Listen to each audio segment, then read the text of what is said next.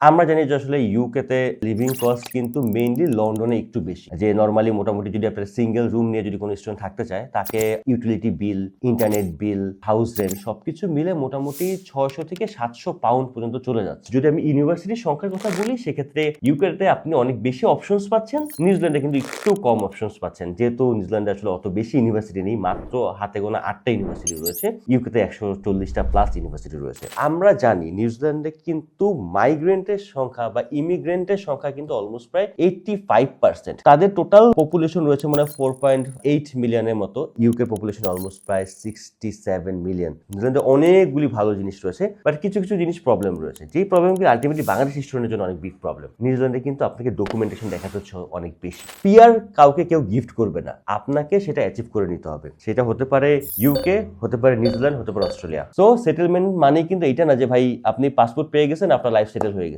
Settlement মানে ওইটাই আপনি আপনার ফ্যামিলি নিয়ে কোন দেশে কত ভালো রয়েছেন। আমার কাছে সাকসেস মানে এটাই।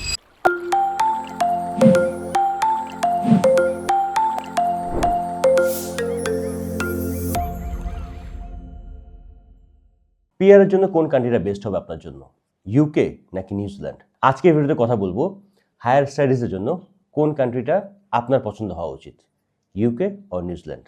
আশা করি ভিডিওটা খুব বেশি ভালো লাগবে। যারা চ্যানেলটা রেগুলার দেখছেন অবশ্যই অবশ্যই অবশ্যই রিকোয়েস্ট করবো চ্যানেলটা সাবস্ক্রাইব করে পাশে থাকবেন। বাংলাদেশ থেকে প্রত্যেক বছর রাইট নাও ৭০,০০০ স্টুডেন্ট দেশের বাইরে যাচ্ছে। এর মধ্যেই ম্যাক্সিমাম যদি আপনি চিন্তা করেন, ম্যাক্সিমাম স্টুডেন্ট যাচ্ছে আসলে সেই দেশে সেটেল হওয়ার জন্য। বাট রাইট নাও যদি আপনি খেয়াল করেন, প্রত্যেকটা কান্ট্রি ইমিগ্রেশন পলিসি কিন্তু ডে বাই ডে অনেক হার্ড হয়ে যাচ্ছে। UK, Australia, Canada, USA. So Canada plus ইউএসএতে কিন্তু ভিসা রেশিও রাইট নাও খুবই কম। মোটামুটি ভিসা হচ্ছে কোথায়, ইউকেতে ভিসা হচ্ছে, পাশাপাশি নিউজিল্যান্ডেও কিন্তু ভিসা হচ্ছে। অস্ট্রেলিয়াতে কিন্তু রাইট নাও বাংলাদেশ অ্যাসেসমেন্ট ক্রাইটেরিয়াতে কিন্তু ১ নম্বরে চলে আসছে, বাট ভিসা ডিসিশন আসতে কিন্তু অনেক সময় লাগছে। কিছু কিছু ক্ষেত্রে দেখছি যে এখন রাইট নাও ভিসা কিন্তু রিফিউজও হচ্ছে অস্ট্রেলিয়াতে। সো আমরা আসলে আমাদের চ্যানেলে আপনারা ইউকে, অস্ট্রেলিয়া, নিউজিল্যান্ডে বিভিন্ন ভিডিও দেখেছেন, বাট আজকে আমি চিন্তা করলাম যে মেইনলি তো আমরা বেশি ইউকে নিয়ে বেশি কাজ করা হয়। সো ইউকের সাথে যদি আমরা নিউজিল্যান্ডে একটু কম্পেয়ার করি, কাদের জন্য কোন কান্ট্রিটা বেস্ট হবে, আজকে ভিডিওতে সেটা নিয়ে ডিটেলসে কথা বলবো। শুরুতে যদি আমি বলি এডুকেশন সিস্টেমের কথা, ইউকের এডুকেশন সিস্টেম কেমন, নিউজিল্যান্ডের এডুকেশন সিস্টেম কেমন। মোস্ট অফ দ্য কান্ট্রি আপনি যদি হিসাব করে দেখেন, দেখবেন যে ম্যাক্সিমাম কান্ট্রিতেই এডুকেশন সিস্টেমটা কিন্তু আলটিমেটলি ব্রিটিশ কারিকুলাম এডুকেশনটাই ফলো করে। সো নিউজিল্যান্ডও কিন্তু ব্রিটিশ কারিকুলামই ফলো করছে। বাট যদি ইউনিভার্সিটির সংখ্যা দেখেন, নিউজিল্যান্ডে কিন্তু ইউনিভার্সিটি রয়েছে মাত্র 8টা। ইউকেতে যাওয়ার স্বপ্ন কিন্তু অনেক স্টুডেন্টের রয়েছে, কিন্তু এই স্বপ্ন ভাঙতে পারে যদি আপনি আপনার সঠিক প্রিক্যাস ইন্টারভিউ এবং ইউকিউবের ইন্টারভিউ সঠিক গাইডলাইন না পান। ইউকেতে যারা ভিসা পাচ্ছে, আপনি যদি তাদের সাথে কথা বলে দেখেন, তাদের কিন্তু মূল মন্ত্র বা মূল রহস্য এটাই, তারা সঠিক প্রিপারেশন নিয়েছে ইউকিউবে ইন্টারভিউ এবং প্রিকেস ইন্টারভিউ। ট্রিপলয় থেকে যারা প্রিকেস ইন্টারভিউ এবং ইউকিউবে ইন্টারভিউর প্রিপারেশন নিচ্ছেন, তাদের কিন্তু সফলতার হার অনেক বেশি, এবং আমাদের মাধ্যমে যারা ফাইল প্রসেস করছে তারা কিন্তু এই সার্ভিসটি ফ্রিতেই পাচ্ছে। কিন্তু বর্তমানে প্রিকেস ইন্টারভিউ এবং ইউকিউবে ইন্টারভিউ গাইডলাইনের চাহিদা ট্রিপলয়ের কাছ থেকে অনেক বেশি। আমরা একটা এই সার্ভিস চালু করছি, যে স্পেশাল প্রিকেস ইন্টারভিউ এবং ইউকিউবে ইন্টারভিউর জন্য একটি ক্র্যাশ কোর্স। যে ক্র্যাশ কোর্সের মাধ্যমে আপনারা 1-to-1 ইন্টারভিউ প্রিপারেশন পাচ্ছেন, আপনাদের কোশ্চেন আনসার রেডি করার সাপোর্ট পাচ্ছেন, এবং আনলিমিটেড মক টেস্ট দেওয়ার সাপোর্ট পাচ্ছেন। তো আমরা চাই যে প্রত্যেকটা স্টুডেন্ট সঠিক প্রিপারেশন নিয়ে ইউকিউবে ইন্টারভিউ ফেস করুক এবং তারা ভিসাটা নিশ্চিত করুক। যদি আপনি মনে করেন যে আপনার প্রিকেস ইন্টারভিউ এবং ইউকিউবে ইন্টারভিউর প্রিপারেশনের সাপোর্ট লাগবে, আপনারা কিন্তু ট্রিপলয় টিমের সাথে যোগাযোগ করতে পারেন, ট্রিপলয় হটলাইনে যোগাযোগ করতে পারেন, অথবা ট্রিপলয়ের ফেসবুক পেজে নক দিয়ে কিন্তু আমাদের কাউন্সিলের সাথে যোগাযোগ করতে পারেন। আর ইউকেতে কিন্তু 140টার উপরে ইউনিভার্সিটি রয়েছে। সো আপনার কি মনে হচ্ছে যে আসলে নিউজিল্যান্ডে কি মাত্র 8টা ইউনিভার্সিটি কি সারা ওয়ার্ল্ডের বা ইন্টারন্যাশনাল স্টুডেন্ট যারা যাচ্ছে তাদের কি শুধুমাত্র এই 8টা ইউনিভার্সিটি ক্যাটার করছে?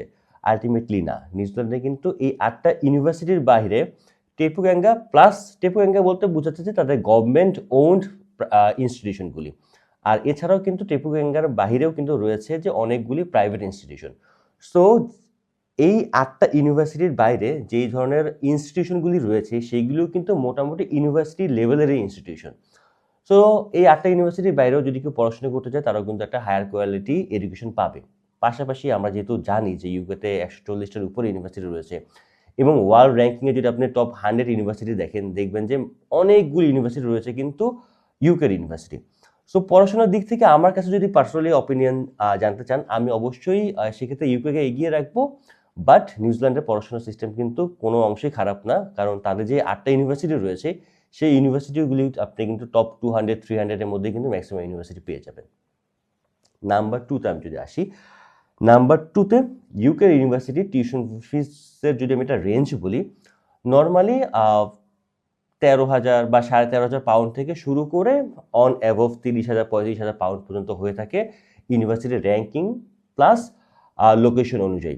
দেখেছি যে আসলে লন্ডনের মধ্যে ইউনিভার্সিটিগুলি টিউশন ফিসগুলি তুলনামূলক একটু বেশি হয়, লন্ডনের বাইরের ইউনিভার্সিটিগুলি টিউশন ফিস মোটামুটি একটু কম হচ্ছে। পাশাপাশি আপনি যদি নিউজিল্যান্ডের টিউশন ফিসের কথা যদি আমি কম্পেয়ার করি, দেখবো যে টিউশন ফিসের রেঞ্জটা কিন্তু অনেকটা ইউকের মতনই।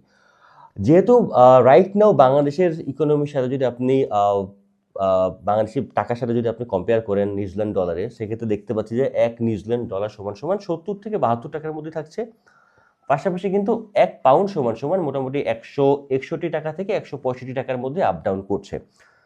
তো সেই ক্ষেত্রে যদি আমরা দেখতে পাই যে আসলে নিউজিল্যান্ডের টিউশন ফিস আসতেছে মোটামুটি ইনস্টিটিউশনের ক্ষেত্রে 25 থেকে 30,000 ডলারের মধ্যে নিউজিল্যান্ড ডলার, এবং ইউনিভার্সিটি টিউশন ফিসগুলি আসতেছে 33 থেকে 35,000, 40,000, 45,000 নিউজিল্যান্ড ডলারের মতো।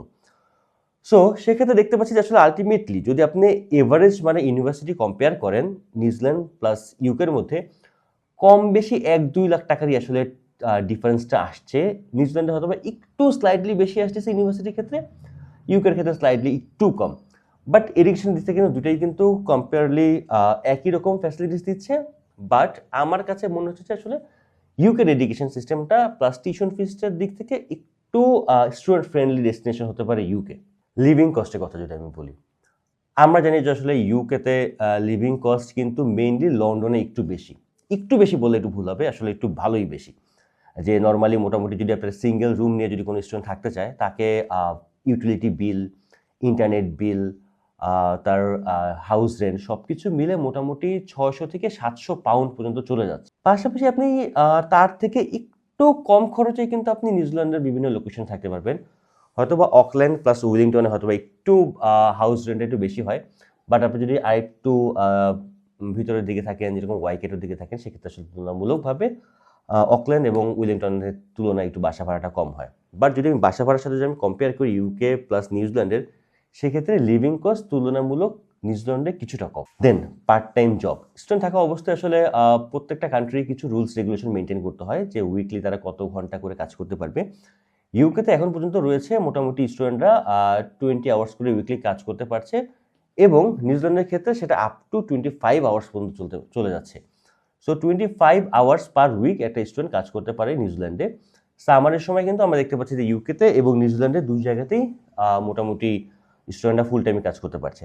সো এখন পর্যন্ত আমরা যেই 3টা পয়েন্ট নিয়ে কথা বললাম, education system, tuition fees plus living cost এবং পার্ট টাইম জব, 4টা বিষয় নিয়ে আমরা এখন পর্যন্ত কথা বললাম। তো সেক্ষেত্রে দেখা যাচ্ছে যে নিউজিল্যান্ড এবং ইউকের কম্পারিজনটা অলমোস্ট কাছাকাছি, খুব একটা বেশি যে কম্পেয়ার করার সুযোগ রয়েছে এরকম না।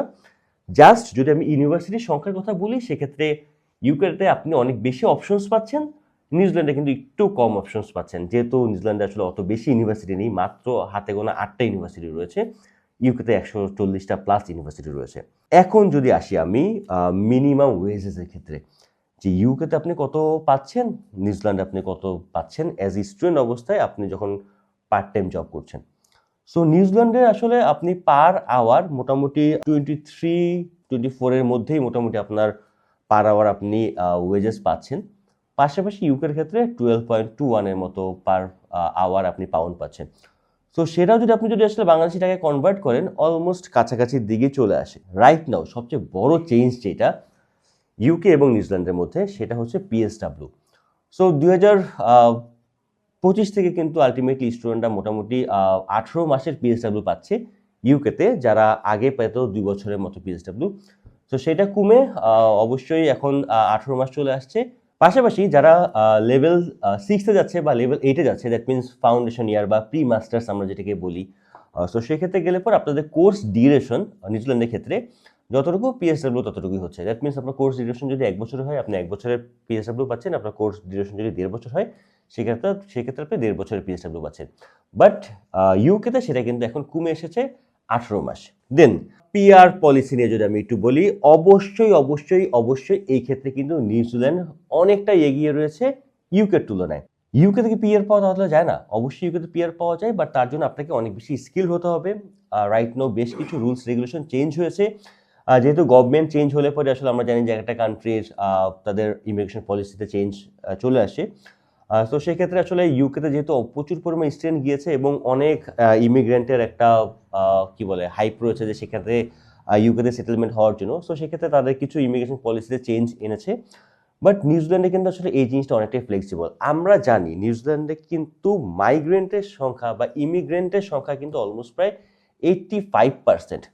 সো তাদের টোটাল পপুলেশন রয়েছে মানে 4.8 মিলিয়নের মতো, এর মধ্যে কিন্তু অলমোস্ট প্রায় 85%ই কিন্তু ইমিগ্রেন্ট। সো সেক্ষেত্রে আপনি দেখতে পাচ্ছেন যে আসলে তাদের কিন্তু পিআর পলিসিটা তুলনামূলক অনেকটাই সহজ। কীরকম সহজ?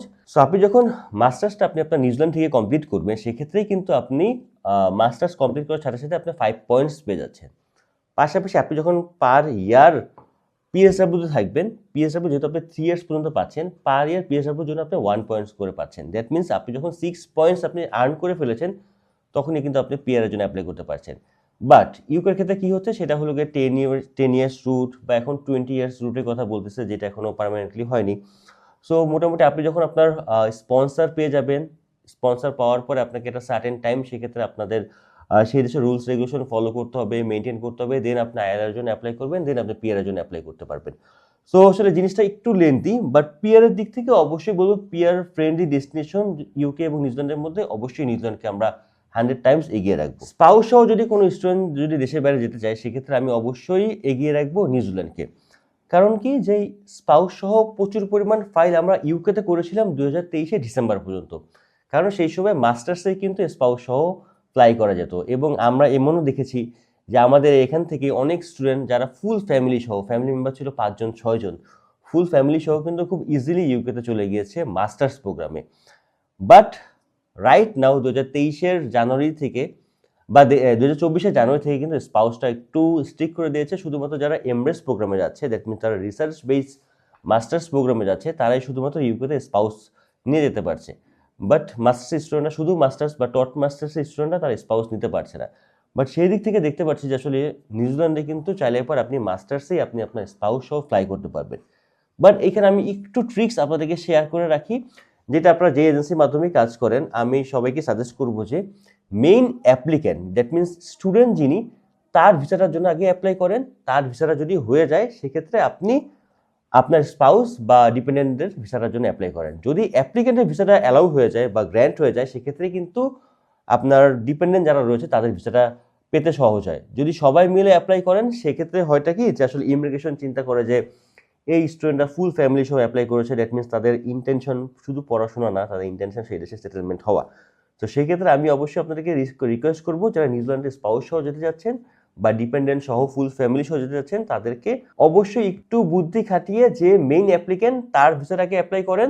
সেই অ্যাপ্লিক্যান্ট যদি আপনার ওয়াইফও হয়, তো আপনার ওয়াইফেরটা আগে অ্যাপ্লাই করেন। অ্যাপ্লাই করার পরে আপনার ওয়াইফের অ্যাপ্রুভালটা আসার পরেই, মানে দ্যাট মিনস আপনার যিনি মেইন অ্যাপ্লিক্যান্ট বা মেইন স্টুডেন্ট, তার ভিসাটা আসার পরেই আপনাদের বাকি যে ফ্যামিলি মেম্বার রয়েছেন তারা অ্যাপ্লাই করেন। সেক্ষেত্রে আপনাদের ভিসা হওয়ার চান্সটা অনেক হাই হয়। পাশাপাশি যদি মনে করেন যে আপনারা একসাথে ফ্লাই করবেন, সেক্ষেত্রে অবশ্যই ক্লাস শুরু হওয়ার মিনিমাম 2.5 থেকে 3 মাস আগে আপনার ভিসার জন্য অ্যাপ্লাই করেন। কারণ কি, নিউজিল্যান্ডে কিন্তু ভিসার প্রসেসিংটা তুলনামূলক একটু ঝামেলা কম।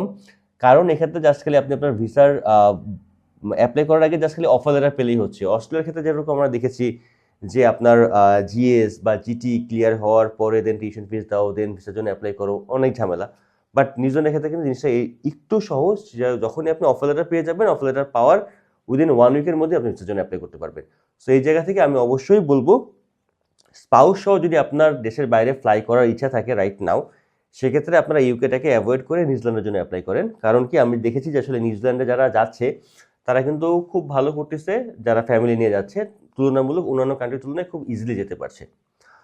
সো নাম্বার আসলে কথা বলছিলাম আমি ভুলে গেছি, বাট রাইট না আসলে আমি কিছু পয়েন্ট লিখে রেখেছিলাম যে আইএলটিএস এর রিকোয়ারমেন্ট বা ইংলিশ প্রফিসিয়েন্সির দিক থেকে। সো এই জায়গা থেকে আবার কিন্তু তুলনামূলক সহজ ইউকে, কারণ কি ইউকেতে কিন্তু অনেক ইউনিভার্সিটি রয়েছে যেখানে আপনি ওভারঅল 6 নো ব্যান্ড 5.5 দিয়ে মাস্টার্স প্রোগ্রামে অ্যাপ্লাই করতে পারতেছেন। বাট নিউজিল্যান্ডে কিন্তু আসলে এটা খুবই difficult. 6.5 no band less than 6 এর নিচে কিন্তু আপনি অ্যাপ্লাই করতে পারছেন না মাস্টার্স প্রোগ্রামের জন্য। আইএলটিএস এর পাশাপাশি কিন্তু আপনি চাইলে পরে পিটি দিয়েও অ্যাপ্লাই করতে পারেন নিউজিল্যান্ডে। বাট ইউকেতে কিন্তু মাস্টার্সে অনেক ইউনিভার্সিটি রয়েছে যেখানে আপনি 5.5 দিয়ে অ্যাপ্লাই করতে পারছেন। পাশাপাশি আইএলটিএস এর পাশাপাশি কিন্তু আপনি ডুওলিঙ্গো দিয়ে অ্যাপ্লাই করতে পারবেন, আপনি ইএলএলটি দিয়েও অ্যাপ্লাই করতে পারবেন, এবং সবচেয়ে বাংলাদেশি স্টুডেন্টের জন্য খুবই সহজ প্রক্রিয়া যেটা এমওয়াই মিডিয়াম অফ ইনস্ট্রাকশন। যদি আপনি বাংলাদেশের টপ 10 প্রাইভেট ইউনিভার্সিটি থেকে আপনি আপনার ব্যাচেলারটা কমপ্লিট করে রাখেন এবং উইদিন 5 ইয়ার্সের মধ্যে যদি আপনি অ্যাপ্লাই করতে পারেন ইউকের বিভিন্ন ইউনিভার্সিটিতে, সেক্ষেত্রে অনেক ইউনিভার্সিটি রয়েছে যারা আপনার ইউনিভার্সিটি ব্যাচেলার ইউনিভার্সিটি এমওয়াই দিয়ে আপনাকে অ্যাডমিশনটা অ্যাকসেপ্ট করে নিচ্ছে। সেক্ষেত্রে নিউজিল্যান্ডের তুলনামূলক একটু টাফ যারা ইংলিশ প্রফিসিয়েন্সি নিয়ে প্রবলেম ফেস করছেন। সো ইংলিশ প্রফিসিয়েন্সির কথা যদি আসি, অবশ্যই আমি নিউজিল্যান্ড থেকে ইউকেকে আমি এগিয়ে রাখবো। সেফটি অ্যান্ড লাইফস্টাইলের কথা যদি আমি বলি, অবশ্যই সেক্ষেত্রে দুটো কান্ট্রি অলমোস্ট সেম, বাট একটু এগিয়ে থাকবে নিউজিল্যান্ড, কারণ আমরা জানি যে নিউজিল্যান্ড একটি শান্তিপূর্ণ দেশ এবং সেই দেশে আসলে খুব একটা বেশি হাঙ্গামা হচ্ছে না, এবং রেসিজম জিনিসটা তুলনামূলক কিন্তু অনেকটাই কম। বাট ইউকেতে লন্ডন বেজ কিছু লোকেশনে আসলে একটু কি বলে সেফটি নিয়ে অনেকেই কোশ্চেন তুলছে, বাট এটা যে খুব একটা বেশি কনসার্নের ব্যাপার জিনিসটা ওরকম না। সামটাইমস আসলে অনেক কান্ট্রিতেই হয়ে থাকে, যেরকম আমরা কিন্তু ক্রাইস্টচার্চে দেখেছিলাম যে বাংলাদেশি ক্রিকেট টিমের উপরে কিন্তু নিউজিল্যান্ডের একসময় হামলা হয়েছিল, বাট আলহামদুলিল্লাহ আমাদের ক্রিকেট টিম কিন্তু তারা সেই জায়গা থেকে সেফলি তারা রেস্কিউ করতে পেরেছিল। সো গ্যাঞ্জাম আসলে যে কোনো কান্ট্রিতে হতে পারে, বাট যদি আপনি কম্পেয়ার করেন নিউজিল্যান্ডের সাথে ইউকেকে, অবশ্যই শান্তিপূর্ণ দেশ হিসেবে নিউজিল্যান্ডকে একটু এগিয়ে রাখা যায়। দেন পপুলেশনের কথা যেহেতু বললাম যে নিউজিল্যান্ডের পপুলেশন মাত্র 4.8 এবং ইউকের পপুলেশন অলমোস্ট প্রায় 67 মিলিয়ন। সো এই জায়গা থেকে আসলে অবশ্যই ক্রাউডি প্লেস হচ্ছে যে ইউকে, নিউজিল্যান্ডে কিন্তু একটু পপুলেশন কম। এখন আমার কথা যদি আসেন যে আসলে আমি আলটিমেটলি কোন ডিসিশনটা নিতাম, আসলে আমার ডিসিশনের উপরে কোনো কিছু নির্ভর করে না, বাট আমার কাছে আসলে কিছু কিছু জায়গায় আমি ইউকেকে এগিয়ে রেখেছি, কিছু কিছু জায়গায় আসলে নিউজিল্যান্ডকে এগিয়ে রেখেছি। বাট ওভারঅল অ্যাকচুয়ালি রিয়েলিটি কি? রিয়েলিটি হচ্ছে যে নিউজিল্যান্ডে যদি আপনি ফাইন্যান্সিয়ালি ডে ওয়ানে যদি খুব বেশি সলভেন্ট থাকেন, সেক্ষেত্রে আমি বলবো যে নিউজিল্যান্ড চয়েস করেন।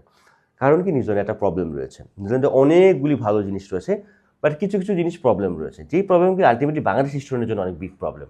এক, নিউজিল্যান্ডে কিন্তু আপনাকে ডকুমেন্টেশন দেখাতে হচ্ছে অনেক বেশি।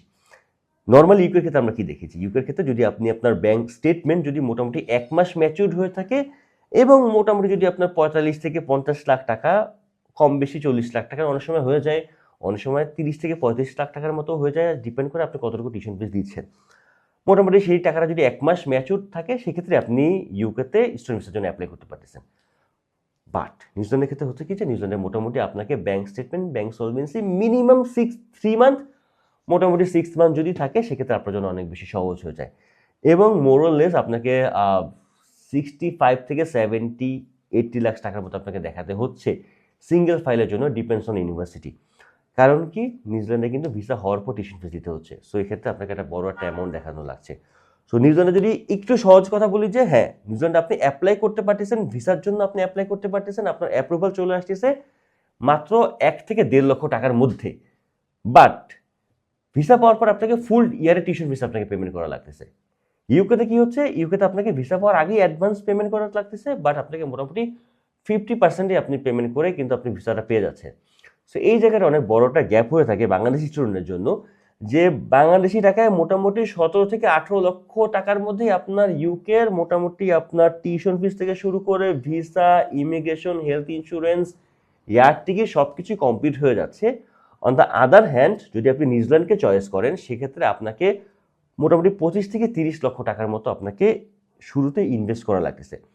এখন সুবিধা অসুবিধা দুটারই আছে, যে আপনি নিউজিল্যান্ডে যদি আপনি ফুল ইয়ারে টিউশন ফিস দিয়ে যান, আপনাকে ওই বছরের আসলে আর্নিংয়ের প্রতি খুব একটা বেশি ফোকাস করতে হয় না, কারণ আপনি ফুল ইয়ারে টিউশন ফিস আপনি দিয়েই আসছেন। জাস্ট খালি আপনি যদি আপনার অ্যাকোমোডেশনের কস্টিংটা তুলতে পারেন, সেক্ষেত্রেই আপনার মোটামুটি পড়াশোনার প্রতি আপনি ফুললি ফোকাসড হয়ে পড়াশোনাটা করতে পারেন।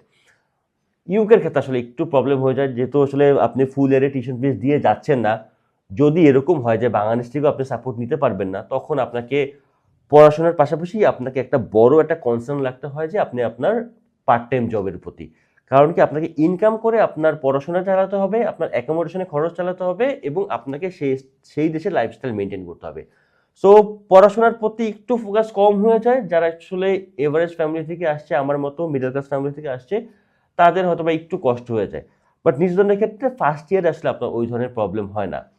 বাট এই ক্ষেত্রে একটা কথা যদি আমি বলি, যদি ইকোনমিক্যাল বা ফাইন্যান্সিয়াল সাইজের কথা যদি বলি যে আসলে কোন দেশটা বেশি ইনরিচ, সেক্ষেত্রে আমি বলবো নিউজিল্যান্ডের তুলনায় ইউকেটা অনেক বেশি ইনরিচ।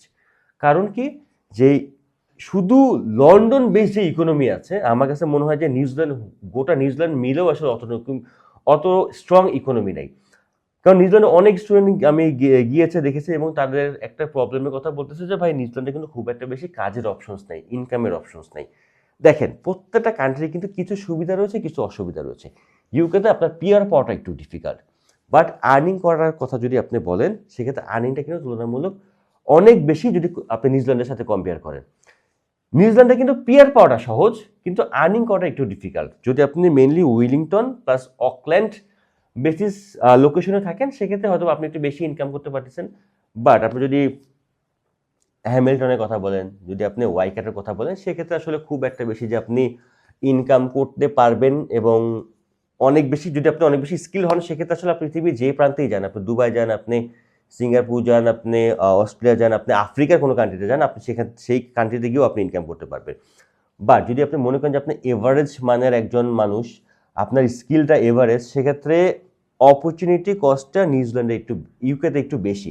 কারণ ইউকেতে আসলে অনেক বিজনেস হাব, ইউকের ইকোনমিক্যাল সাইজ অনেক বড়, নিউজিল্যান্ডে আসলে অত বেশি ইকোনমিক্যাল সাইজ না। কারণ কি, আমি যদি আপনাকে বলি সহজ হিসাব, লজিক্যাল হিসাব, আমি ত্রিপুরা থেকে আসলে আপনাদেরকে যেই ধরনের ইনফরমেশন দিই সবসময় চেষ্টা করি যে সেই ইনফরমেশনগুলো একটু রিসার্চ করে, ভাই আমারও ভুল হইতে পারে, বাট আমার ভিডিও কন্টেন্ট যখন আমি বানাই আমি চেষ্টা করছি একটু রিসার্চ করে একটু ইনফরমেশন নিজে গ্যাদার করে আপনাকে শেয়ার করার জন্য। আপনি আসলে যদি ওয়ার্ল্ড ম্যাপটা আপনি যদি খেয়াল করেন দেখবেন যে নিউজিল্যান্ড কিন্তু একটা প্রান্তে পড়ে রয়েছে। নিউজিল্যান্ডের খুব কাছাকাছি যদি কোনো কান্ট্রি বলি সেটা হলো কি যে অস্ট্রেলিয়া। সো আপনি যখন একটা ইকোনমিক্যাল বা ফাইন্যান্সিয়াল হাব হিসেবে একটা কান্ট্রিটিকে ইউজ করবেন, সেক্ষেত্রে দেখবেন যে আসলে আমি যদি এক্সপোর্ট ইম্পোর্ট করি, আমার আসলে কোন কান্ট্রি আমার জন্য সুইটেবল। সো আপনি জিওগ্রাফিক্যাল যদি আপনি লোকেশনটা খেয়াল করেন, নিউজিল্যান্ডের সাথে যদি অন্য কোনো কান্ট্রির বিজনেস করতে হয় সেক্ষেত্রে দেখবেন কি যে আসলে তাদের ডিস্টেন্সটা অনেক বেশি, ফ্লাই টাইমটাও অনেক বেশি। সো এই ক্ষেত্রে হয় কি যে আসলে আপনার বিজনেসটা অত বেশি হয় না। বাট ইউকের সাথে যদি আপনি দেখেন, ইউকের সাথে কিন্তু অনেকগুলি কান্ট্রি খুবই কাছাকাছি আছে। যেরকম ইউকের সাথে অনেক বড় একটা বিজনেস হাব রয়েছে ইউরোপিয়ান কান্ট্রিগুলিতে, কারণ ইউকের পাশেই ইউরোপের অনেক সবগুলি কান্ট্রি তো একেবারে ইউকের পাশেই। সো নিউজিল্যান্ডের পাশাপাশি যদি আপনি দেখেন, নিউজিল্যান্ডের পাশে শুধুমাত্র অস্ট্রেলিয়ার বড় একটা দেশ রয়েছে। সো এই জিনিসগুলি যদি আপনার ফ্যাক্ট যদি চিন্তা করেন সেক্ষেত্রেই বোঝা যাচ্ছে যে আসলে নিউজিল্যান্ডের ইকোনমিটা আসলে অত বেশি স্ট্রং না। বাট পিয়ারের জন্য নিউজিল্যান্ড হতে পারে খুব ভালো একটা অপশন, বাট আর্নিংয়ের জন্য ইউকে খুবই বেস্ট একটা অপশন হতে পারে। পাশাপাশি ডকুমেন্টেশনের কথা আমি একটু আগে বলছিলাম যে ডকুমেন্টেশনের ঝামেলা আসলে বাংলাদেশি স্টুডেন্ট অনেকে নিতে চায় না। আসলে যারা মেনলি মিডল ক্লাস ফ্যামিলির স্টুডেন্ট যারা রয়েছেন তারা আসলে চায় যে ভাই ডকুমেন্টেশনগুলি একটু অ্যাভয়েড করার জন্য। সো যদি ডকুমেন্টেশনের প্যারার কথা যদি আপনি বলেন সেক্ষেত্রে ভাই নিউজিল্যান্ডের এই প্যারাটা একটু বেশি। কারণ কি, আপনাকে আপনার যে ব্যাংকে যে টাকাটা দেখাচ্ছেন সেই টাকার সোর্স অফ ফান্ড, আপনার প্যারেন্টস বা আপনার যে স্পন্সর তার রেগুলার ইনকাম, তার ট্যাক্সের পেপার, আপনাদের অ্যাসেট ইভ্যালুয়েশন, আপনাদের ফ্যামিলি মেম্বারদের ফুল বায়োডাটা, আপনার পুলিশ ক্লিয়ারেন্স, আপনাদের জায়গা জমি যা যা রয়েছে সেগুলি নোটারি করা, সেগুলি ট্রান্সলেট করা, লয়ার ধরা। সো মোটামুটি ডকুমেন্টেশন অনেক বেশি। বাট ইউকের ক্ষেত্রে আসলে সেই ধরনের ডকুমেন্টেশন খুব একটা বেশি লাগে না। মোটামুটি এক মাসে ব্যাংক স্টেটমেন্ট দিয়ে আপনি অ্যাপ্লাই করতে পারতেছেন। আমাদের ট্রিপ্লয়তে লাস্ট 6.5 yearsে মোটামুটি আসলে আমাদের সোর্স অফ ফান্ড চেয়েছে খুবই হাতে গোনা 2-1টা স্টুডেন্টের। কারণ আমরা যখন ইউকেভিতে ফাইল সাবমিট করি আমাদের স্টুডেন্টের, আমরা চেষ্টা করি কিছু টেকনিক ফলো করার জন্য, যেই টেকনিকের কারণে আসলে আমাদের স্টুডেন্টের সোর্স অফ ফান্ড খুব একটা বেশি চাই না। বাট নিউজিল্যান্ডের ক্ষেত্রে কিন্তু আপনাকে সেই জিনিসটা দেওয়াই লাগবে। সো যদি আমাকে বলেন যে ডকুমেন্টেশনের জায়গা থেকে, আমি অবশ্যই বলবো ইউকে অনেক বেশি ফ্লেক্সিবল। সো ফাইনালি যদি আমি কনক্লুশনে আসি সেক্ষেত্রে আমি বলবো যে যদি আপনি স্পাউস সহ দেশের বাইরে রাইট নাও ফ্লাই করতে চান এবং চান যে আপনার পিআর পলিসিটা একটু তুলনামূলক সহজ হোক, সেক্ষেত্রে আমি বলবো আপনার চয়েস হওয়া উচিত নিউজিল্যান্ড। আর যদি আপনি চান যে ভাই আমি খুব কম হ্যাসেল নিয়ে একটু কম ইনভেস্টমেন্ট দিয়ে আমি দেশের বাইরে যাব একটা ইংলিশ স্পিকিং কান্ট্রিতে, সেক্ষেত্রে আমি বলবো অবশ্যই ইউকে হতে পারে আপনার জন্য বেস্ট ডেস্টিনেশন। আপনি ইউকেতে হয়তো বা পিআর পেলেন না, বাট আপনার যদি ভালো একটা এডুকেশন থাকে, ভালো একটা ডিগ্রি থাকে ইউকের স্বনামধন্য ইউনিভার্সিটি থেকে, সেক্ষেত্রে সেই ডিগ্রি বা সেই সার্টিফিকেট সেল করে কিন্তু আপনি ইউকের যেই আশপাশের ইউরোপিয়ান কান্ট্রি রয়েছে সেক্ষেত্রে গিয়ে সেখানে গিয়েও আপনি আপনার ক্যারিয়ারটা করতে পারেন। সো ভাই আমি সবসময় বলি যে পিআর কাউকে কেউ গিফট করবে না, আপনাকে সেটা অ্যাচিভ করে নিতে হবে। সেটা হতে পারে ইউকে, হতে পারে নিউজিল্যান্ড, হতে পারে অস্ট্রেলিয়া। আর একটা ফাইনালি একটা কথা আমি সবসময় বিশ্বাস করি, PR is not ultimate success. Ultimate success হচ্ছে কি আপনার স্কিল, আপনি কি শিখেছেন, আপনার মধ্যে কতটুকু জোর রয়েছে। আপনার মধ্যে যদি জোর থাকে, আপনি ইউকে থেকে আপনি ভালো একটা এডুকেশন নিয়ে আপনি দুবাইতে এসেও কিন্তু আপনি মান্থলি 20 থেকে 30,000 দিরহামে চাকরি করতে পারেন। এবং আপনি কি মনে করেন লন্ডনের লাইফ থেকে কি দুবাইয়ের লাইফ কি খারাপ? আমি অনেক মানুষকে দেখেছি রাইট নাও ইউকের সিটিজেন বাট এসে থাকতেছে দুবাইতে, এসে থাকতেছে সৌদি আরবে, এসে থাকতেছে কাতারে। সো স্কিল হওয়াটা মেইন জিনিস। লাইফস্টাইল ডিপেন্ড করতেছে আপনার স্কিলের উপরে। ইউএসএতে অনেক মানুষ রয়েছে, হাজার হাজার লক্ষ লক্ষ মানুষ রয়েছে যারা রেলওয়ে স্টেশনে থাকতেছে, খোলা আকাশের নিচে রয়েছে, বাট তারাও কিন্তু USA citizen, American citizen. British অনেক মানুষ রয়েছে, স্টিল তারা হোমলেস। সো আপনি ইউকেতে গেছেন বলে আপনি অনেক কিছু ফাটাই ফেলছেন, জিনিসটা এরকম না। আপনি নিউজিল্যান্ডে গেছেন দেখে আপনি নিউজিল্যান্ডে পিয়ার পেয়ে নিউজিল্যান্ডের পাসপোর্ট নিয়ে, আপনি অস্ট্রেলিয়ার পাসপোর্ট নিয়ে আপনি বসে আছেন, আপনার চাকরি নেই, আপনি স্কিল নেই, সেই পাসপোর্টের কী দাম রয়েছে? বাট আপনি স্কিলড, আপনি দুবাইতে এসে থাকতেছেন, আপনি মালয়েশিয়া এসে থাকতেছেন, সেখানে আপনার ক্রেডিট। আপনি মালয়েশিয়াতে বসে যদি 20,000 রিঙ্গিতে চাকরি পান, সেটা আপনার জন্য ভালো, কারণ মালয়েশিয়ার লাইফস্টাইল কিন্তু অনেক সময় দেখা যাচ্ছে যে ইউকে লাইফস্টাইল থেকে অনেক ভালো। দুবাই সিকিউরিটি সিস্টেম কিন্তু ইউকে বলেন, ইউরোপিয়ান কান্ট্রি বলেন, তাদের থেকে অনেক অনেক ফার বেটার। সো সেটেলমেন্ট মানে কিন্তু এটা না যে ভাই আপনি পাসপোর্ট পেয়ে গেছেন আপনার লাইফ সেটেল হয়ে গেছে। সেটেলমেন্ট মানে ওইটাই আপনি আপনার ফ্যামিলি নিয়ে কোন দেশে কত ভালো রয়েছেন। আমার কাছে সাকসেস মানে এটাই। So thank you so much. Options আপনার, ট্রিপলে আপনাকে সব ধরনের অপশনসই দিচ্ছে। ইউকে যাবেন আসেন, নিউজিল্যান্ড যাবেন আসেন, মালয়েশিয়া যাবেন আপনি আসেন, আপনাকে ওয়েলকাম। ডিসিশন আপনি নেবেন, ডিসিশন ট্রিপলার উপরে ছেড়ে দেন না, কারণ ট্রিপলার কিন্তু আপনার পড়াশোনার উপরে ইনভেস্ট করতেছে না, আপনার ফ্যামিলি আপনার পড়াশোনার উপরে ইনভেস্ট করতেছে, আপনি পড়াশোনা করবেন। সো ডিসাইড করেন আপনি কোন ডেস্টিনেশনে যাবেন। আশা করি যেই ডেস্টিনেশনে যান, যদি আপনার ইন্টেনশন যদি আসলেই পড়াশোনা হয়, আপনি যে কোনো কান্ট্রিতে যাবেন সেই কান্ট্রিতে গিয়ে আপনি ভালো করবেন। দেখা হচ্ছে পরের ভিডিওতে।